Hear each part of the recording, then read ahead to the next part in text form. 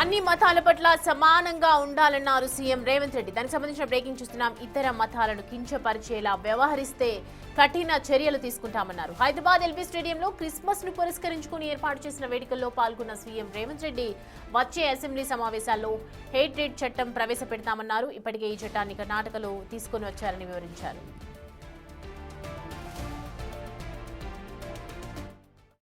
రాష్ట్ర ప్రభుత్వం ఎవరి మతాన్ని వాళ్ళు ఆచరించుకుంటూనే ఇతర మతాలను గౌరవించే విధంగా ఈరోజు పరిపాలనను కొనసాగిస్తున్నాం.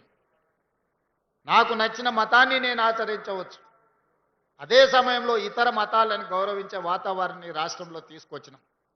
మత ప్రాతిపదికన ఎవరైనా దాడులు చేయాలన్న ఆలోచన చేసినా, అనుకోని చెదురుమదర సంఘటనలు ఏవైనా జరిగినా ప్రభుత్వం కఠినంగా అణిచివేసింది.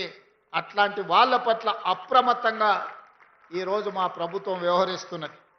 తొందరలోనే శాసనసభలో హేట్రేట్ స్పీచ్ మీద కూడా చట్టాన్ని తెస్తాం.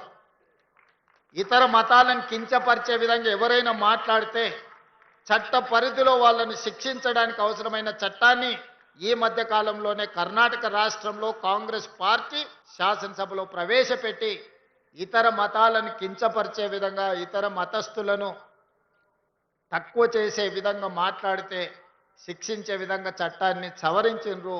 తొందరలోనే తెలంగాణ రాష్ట్రంలో కూడా బడ్జెట్ సమావేశాలలో ఆ చట్టాన్ని తీసుకొచ్చి అన్ని మతాలకు సమానమైన హక్కును, అధికారాన్ని, వాళ్ళ యొక్క మతాన్ని వాళ్ళు ఆచరించే స్వేచ్ఛను తెలంగాణ రాష్ట్ర ప్రభుత్వం అందిస్తుంది అని చెప్పి నేను ఈ సందర్భంగా తెలియజేస్తున్నాను.